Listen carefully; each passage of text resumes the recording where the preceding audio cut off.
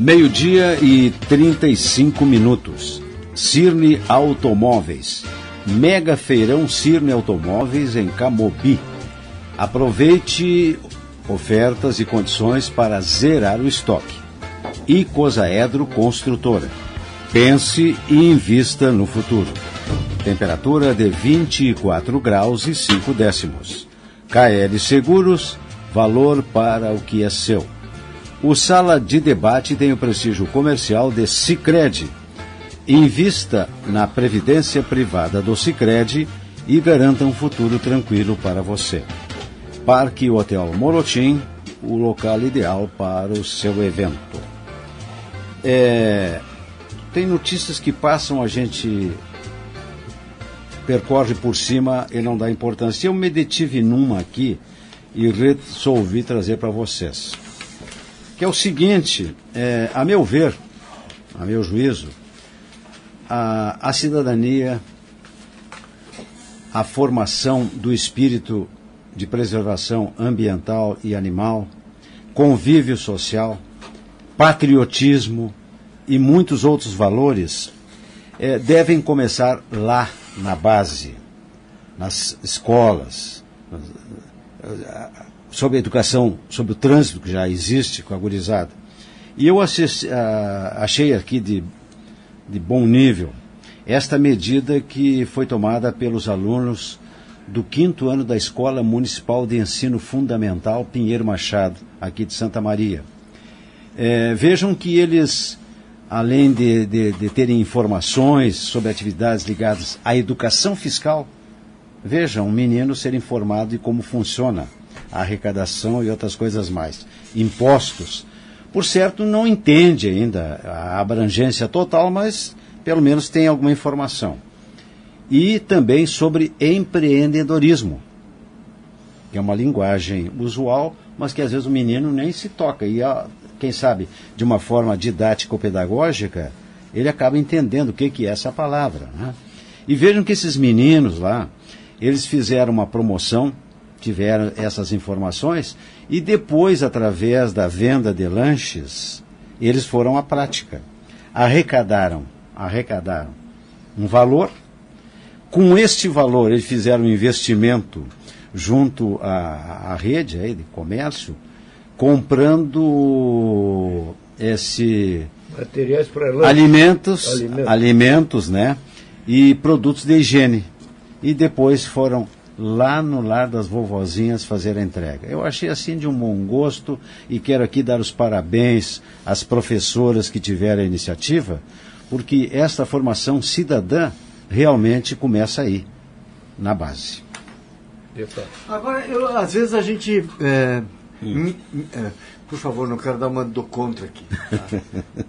Tá? Não coloca água no meu chope. Não é tu, não é teu, não é o teu chope. Sobre essa questão da base. Pedrinha de gelo. Tá bom. Aí tá ajuda tá. Um pouquinho. Vamos lá, Vânia. A minha mais remota lembrança de conscientização ambiental, eu devia ter o quê? 9, 10 anos, foi já no sentido contestatório.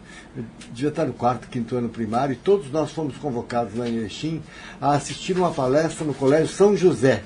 São José é uma escola privada e tal, porque lá iria falar um senhor de alguma idade, chamado José Lutzenberger. Isto é final dos anos 60, bem no início dos 70. Sim. E a primeira coisa que o Lutzenberger, que eu acho que todos nós aqui conhecemos, né, a história dele, ou pelo menos parte da história dele, a primeira coisa que ele disse, Roberto e companheiros, deu um pito, para não dizer uma mijada, nas freiras que organizavam o evento.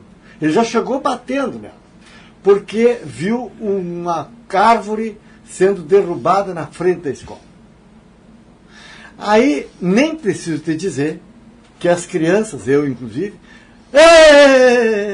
foi um auê, porque estava lá alguém dentro do colégio contestando os, entre aspas, donos do colégio.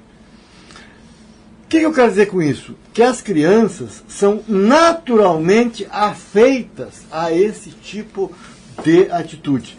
O que garante, aí sim eu fecho contigo integralmente, a base, é que depois, em casa, os pais mantenham e sustentem essa postura. Porque senão não será a escola apenas o motivador. Eu sei que esse exemplo é pequenininho, mas, puxa, você falava aqui no Rio Grande do Sul, além do Lutzenberg, só outra mulher chamada Magda Renner. Magda Renner, acho que esse mas faziam isso aí. Isso que tu está dizendo, recentemente, eu creio que nesse ano que passou, de 18, houve um fato aqui em Santa Maria de que construíram um muro numa escola e abriram um portão na frente de uma árvore e criou-se uma discussão para derrubar a árvore por causa do portão. Foi aqui? Afinal, foi mudado de lugar o portão e conservada a árvore. Para tu ver como esse problema continua. Não mudou muito. Não mudou muito. Mas enfim, eu quero dizer o seguinte, que a escola é fundamental, mas a família também. Senão não adianta nada. Mas um negócio interessante a nível de Estado, vocês estão informados, por certo, né? Eu tenho aqui, inclusive, a manifestação do Procurador-Geral do Estado comentando a decisão do Judiciário em permitir o desconto dos dias parados dos professores que estão em greve da rede estadual. Ele diz o seguinte: o desconto dos dias não trabalhados em razão da greve é obrigação legal da administração pública e, no caso, não há nenhuma ilicitude a ser atribuída ao poder público que impeça o desconto. Contesto. Eu também. Contesto. É isso que eu quero ouvir, a contestação e opiniões encontradas. O STF tem o entendimento de que é prerrogativa da administração pública e, mais do que isso, dever descontar o valor correspondente aos dias não trabalhados em virtude de greve, considerada ilícita. O que é uma greve ilícita? É uma greve de protesto, uma greve por reajuste salarial, seja lá o que for. Mas no caso existe aqui uma greve em que uma das pautas é justamente o pagamento do salário. E o STF entendeu que quando a greve tem por objetivo o cumprimento de uma obrigação legal, que no caso é o pagamento tempestivo do salário, então não seria... quer dizer, na hora certa. Exatamente. Não seria devido, não seria necessário, ou melhor, não seria nem sequer possível o desconto das horas não trabalhadas. Isso do ponto de vista jurídico. Eu tenho uma outra questão, além da questão jurídica, que aqui nós temos tu como professor e o professor... O senhor foi professor também, não foi só funcionário, né? Em Priscas Eras. Mas foi professor. O Roberto tem experiência. O Roberto foi professor e também foi professor grevista nos anos 80. Não é verdade? É verdade. Bom, então o que eu estou dizendo com isso? Quer dizer que numa greve, se você desconta o salário do professor, vamos admitir que juridicamente fosse válido. Descontou as 2 semanas... Já temos aí 2 semanas quase de greve. Descontou 2 semanas, vamos supor que desconte 1 mês de greve. Ok? Tu desobriga o trabalhador de prestar esse serviço. Portanto, tu desobriga o professor de fazer aquilo que ele, moral e eticamente, é instado a fazer, que é recuperar as aulas. Então, tem 2 questões. Uma jurídica, que é o que você está falando, aí sobre o STF e tal, que eu não vou nem entrar no mérito. Agora, se eu sou professor, estou em greve e corto o meu salário, por que eu depois vou trabalhar mais porque para poder recuperar, você tem que trabalhar mais. Por que eu vou trabalhar mais para recuperar aulas que não me foram pagas, na medida que você está tratando a educação como um trabalho comum? É só um ponto de vista. Não, então, agora, esse negócio do procurador... Vamos deixar bem claro, o procurador é o representante do governo do Estado. Portanto, é a posição do governo do Estado que ele está defendendo. E ele não está errado, ele tem que defender mesmo. Ele é pago para isso. Só que isso aí vai para a instância superior. E um detalhe pitoresco é que esse procurador, de uns tempos para cá, de 2 ou 3 meses para cá, além do seu subsídio, ele está recebendo também uma parcela dos honorários advocatícios que o Estado do Rio Grande do Sul deveria incorporar ao seu caixa. De sucumbência. Agora está distribuindo aos procuradores.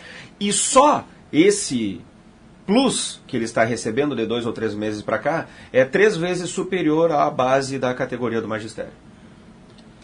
Olha aí.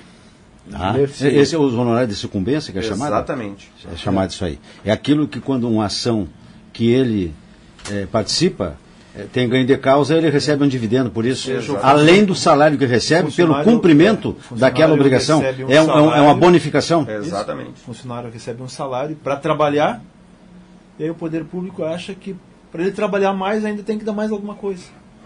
Ou seja, senão ele não tem motivação, mas ele fez um concurso para fazer aquilo. Né? Aí fica a minha pergunta, velho. O Jorge, o que a municipalidade, o governo do estado, a União ganha nas suas causas tem que ser distribuído para todo o povo, e não para alguns. Mas aí fica a pergunta.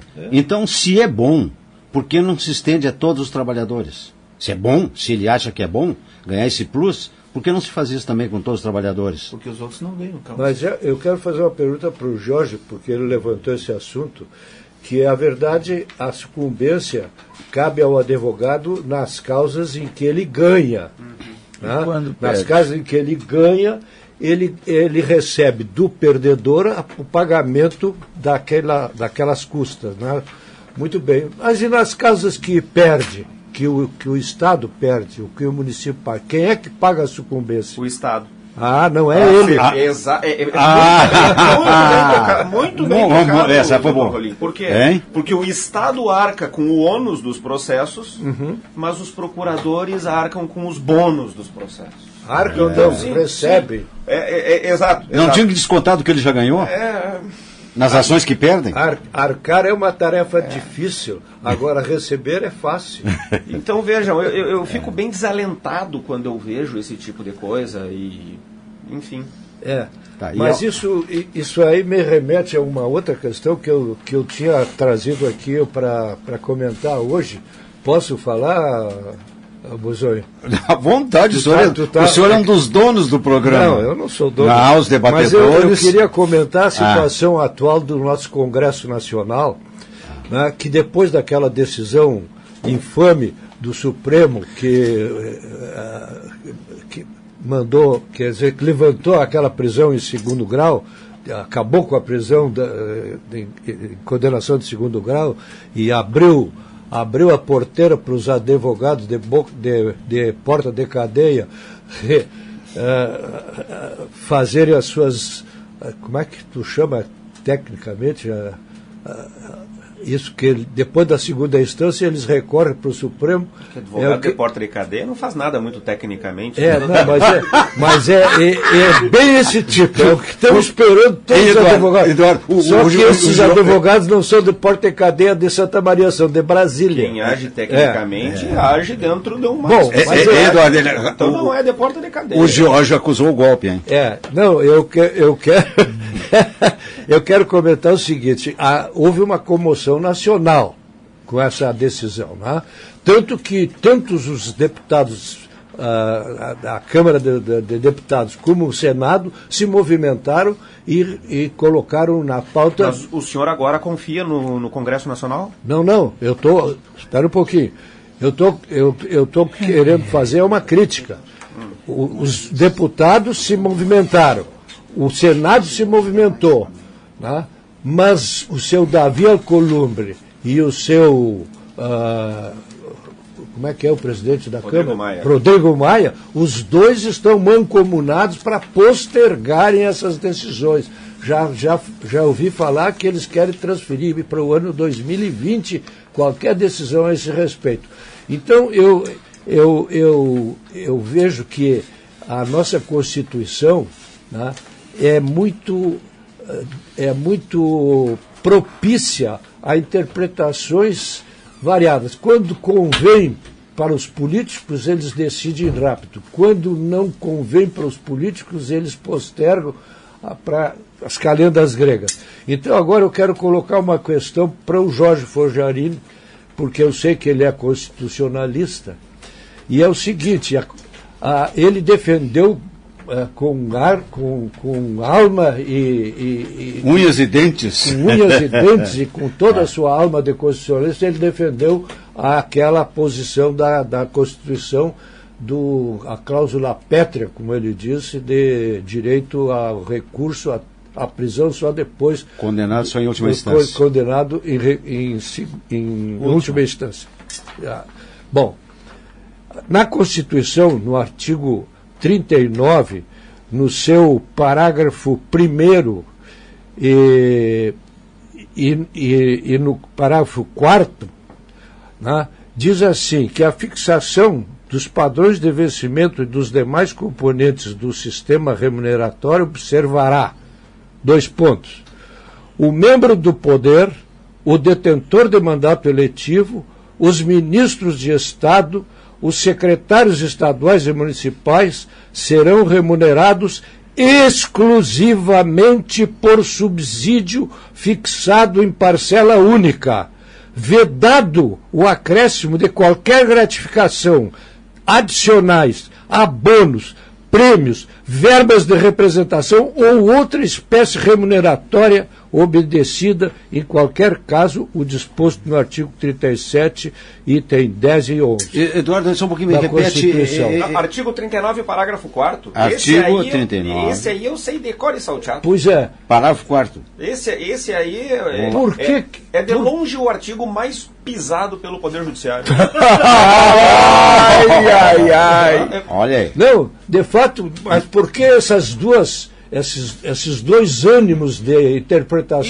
Um defendendo com alma, com unhas e dentes, e o outro passando despercebido, ou fazendo ouvidos moucos, ou cego de visão. Doutor Rolim, eu vou lhe conclamar a ouvir todos os programas pretéritos aqui, que eu já mencionei o artigo 39, parágrafo 4º da Constituição inúmeras vezes, para dizer que juiz, ministro, deputado, desembargador, eles devem receber exclusivamente subsídio fixado em parcela única. O que significa parcela única? Vedada a incorporação de qualquer parcela de natureza remuneratória. Ou seja, juiz não pode receber parcela remuneratória além do subsídio. Tipo auxílio aluguel? Não pode receber auxílio moradia, não pode receber auxílio paletó, não pode... E lá no Rio de Janeiro recebe. Não pode receber Na auxílio... Câmara também os penduricalhos levam a 300 e pouco.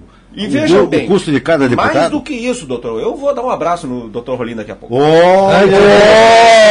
Artigo 37, inciso 11 da Constituição. Está lá, de maneira bem clara, o limite de remuneração é o equivalente ao subsídio do ministro do STF. Isso. Ninguém no Brasil pode receber. Hoje, estima-se que 78% dos juízes... 78%. Dos juízes recebam mais do que o ministro do STF. Ou seja, não é exceção. Mas com que título? Não, os próprios ministros do STF recebem mais do que aquele... Por incrível que pareça, são única. Os que menos recebem. Por incrível que... Claro, oficialmente, mas os que menos recebem. Porque, veja bem, ser ministro do STF, por algum tempo, é financeiramente ruim. Mas depois ele sai de lá com uma supervalorização profissional que qualquer parecer que ele escreva, ele pode cobrar R$800 mil. Sim. Vamos ser bem claros. Para dar uma palestra, ele pode cobrar lá R$50 mil. Vamos ser bem claros. Agora, juízes não podem receber. Como é que recebem? Pisando na Constituição. E é por isso, doutor Rolim.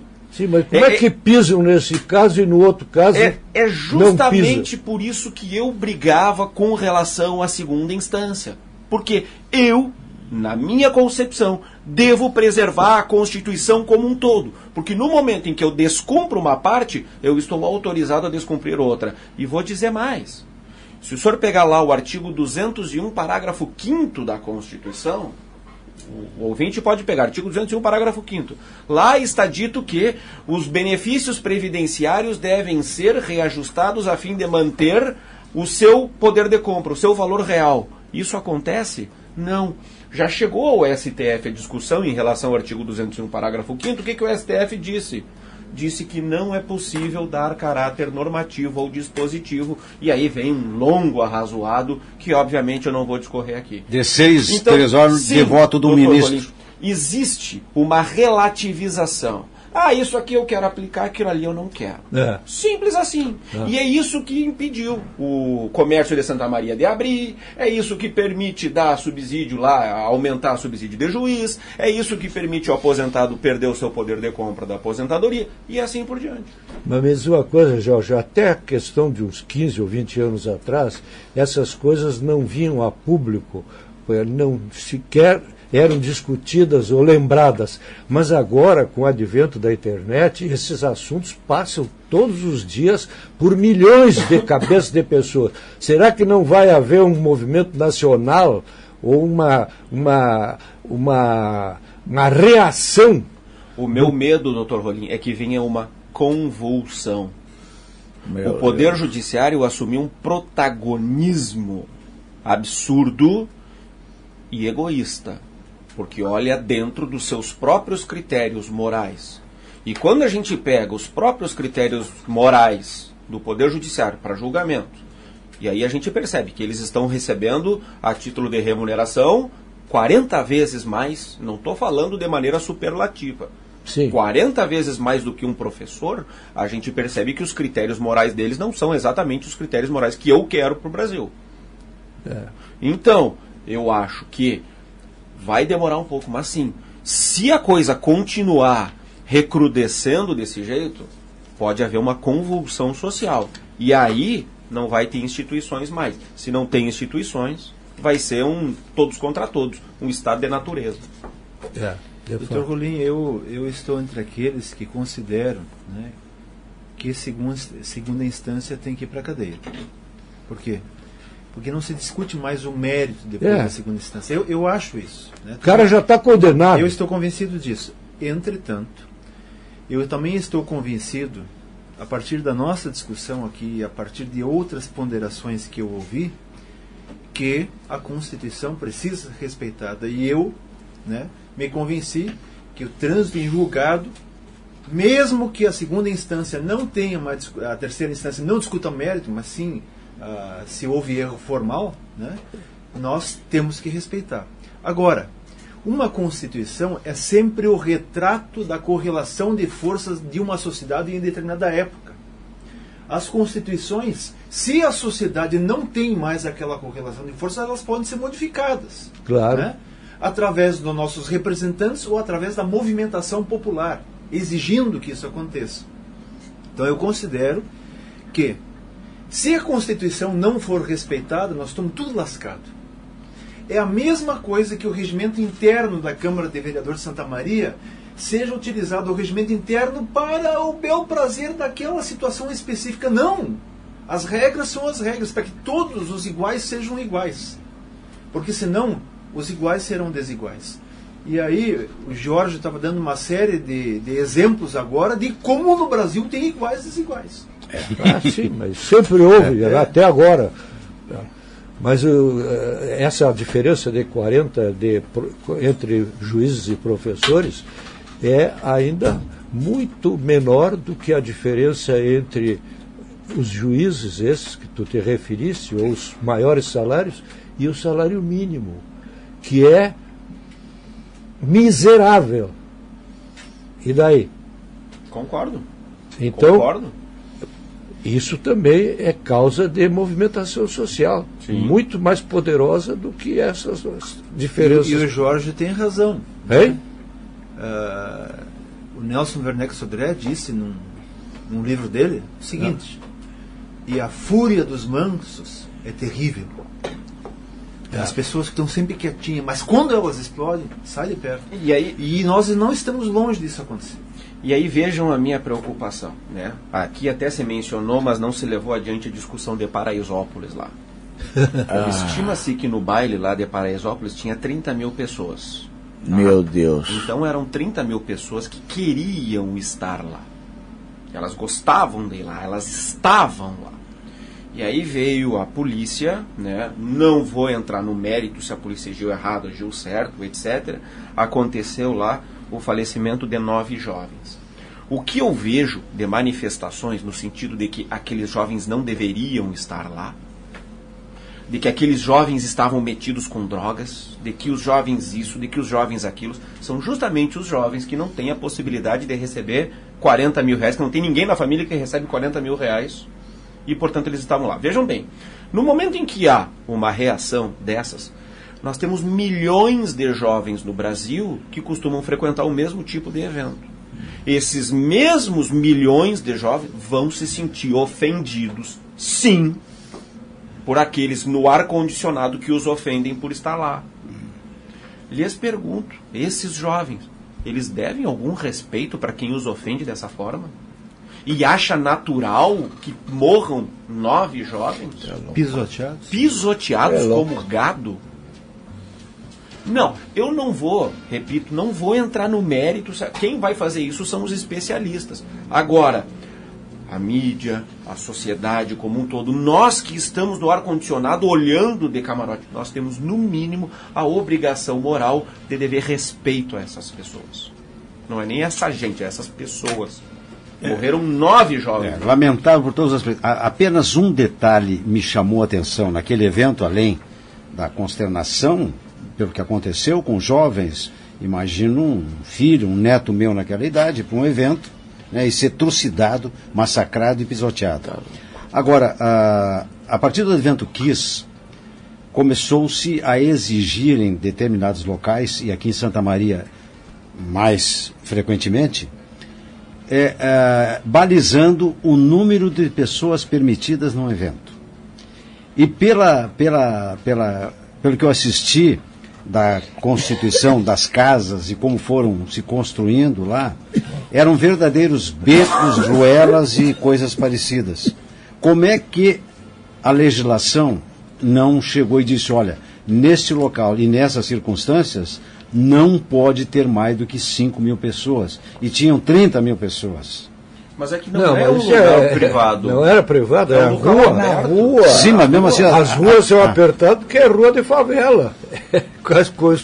Abertas e construídas aleatoriamente. É uma coisa muito complexa isso aí. E as favelas ocorrem e muito triste. O Estado não provê às pessoas as necessidades. Claro. Aí a coisa vai longe. Vai longe, é triste. Aí é como se as pessoas são culpadas de procurar um lugar para viver. São culpadas por isso. É complicado. E aí a questão da desigualdade é porque as pessoas aqui que ganham 40 mil reais... Está tocando um celular aí. Está tocando um celular aí. Elas vão achar que aqueles lá estavam errados. Quando a única opção de lazer... Eu vi a gente até comentando, mas por que eles não vão no teatro? Por que não... Mas é muito desconhecimento em relação à realidade daquela população. Enfim. Bom, eu tenho aqui a tela cheia de participações, mas as discussões estavam tão animadas e tão bem postadas que eu não quis interromper os debatedores. Mas depois, no terceiro bloco, também tem outras informações sobre, por exemplo, o Viva o Natal de Santa Maria, sobre o 11º Natal Infantil do Internacional Santa Maria, que é uma promoção assim espetacular do querido amigo e colega Odilon Mainardi, que depois, no terceiro bloco, nós vamos fazer o convite formal. Já voltamos com a Sala de Debate.